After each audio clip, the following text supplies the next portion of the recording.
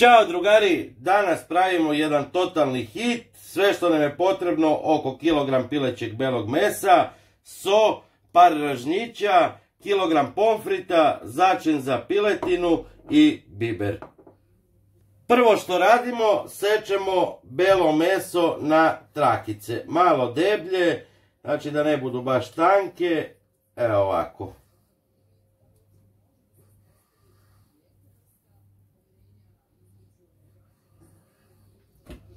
Kada ste nasekli piletinu, poređajte ovako na dasku, da možemo da je posolimo.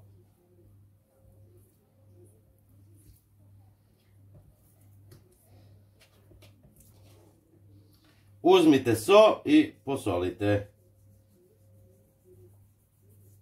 Zatim uzmite bibera preko, čini nešto pretjerano, onako da ima svuda. I začin za piletinu preko.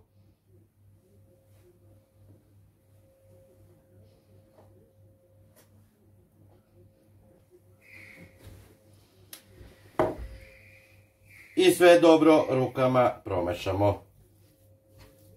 Kada ste sve lepo umešali, uzmite ovu rešetku iz šporeta, napravite malo mesta.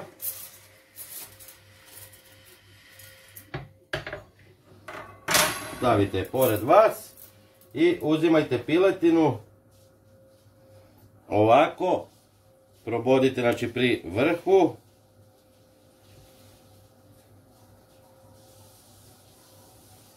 Sa nekim malim razmakom, pa ćemo onda to posle da doteramo malo bolje.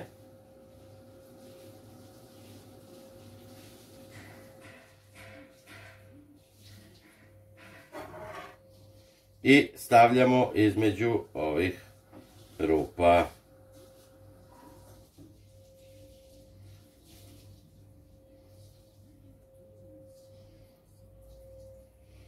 I tako sve redom. Evo ovako. Vidite kako izgleda. Stavljamo u rernu na 240 stepeni da se peče. Evo ovako, znači pri vrhu u šporetu, gurnete do kraja i idemo dalje. Odmah nakon toga uzmite veći pleh iz šporeta i poređajte pomfrit. I odmah stavljamo pomfrit ispod piletine. Sad idemo na nivo 2, dok se piletina i pomfrit peku. Razbijamo 2 jaja. Umutimo jaja, sipamo 1 šoljicu mleka, 1 šoljicu vode kisele, dodajemo postepeno brašno i mešamo.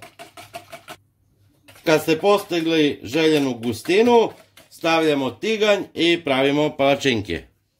Sipam malo ulja, razmažem salvetom ili ubrusom i čekam da se zagreje. Kad se tiganj zagreo, sipam masu i pravim palačinke. Možete napraviti znači nijansu deblje od običnog jer nam treba za piletinu.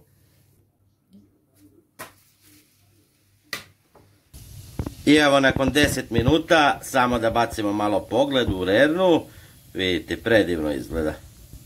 Evo drugari, tačno nakon 25 minuta pečenja, gotovo je i sada ću da izvadim iz rerne. Evo, pomfrit je gotov, kao što vidite, možda vam deluje da je kao živ, ali nije, znači taman je softan kako treba. Ako volite rešije, vi izvadite piletinu i ostavite pomfrit još koji minut. I na kraju vadim specijalitet, vidite kako se lepo opekla piletina. I sada ćemo pažljivo, jer je još vruće, da svučemo sa ražnjića i da usitnimo. Znači onako sitnije komadiće. I onda uzmite palačinku. Ja ću malo premazati tartar sosom. I malo kečapa. Stavljam pomfrit. Piletinu. Ovaj kraj onda ubacujem unutra. i odavde sa strane do kraja vrtim. I evo ga drugari, naš ručak bukvalno za pola sata je gotov. Sve ovako poređajte, pravite, javite mi i vidimo se u sljedećem videu. Pozdrav!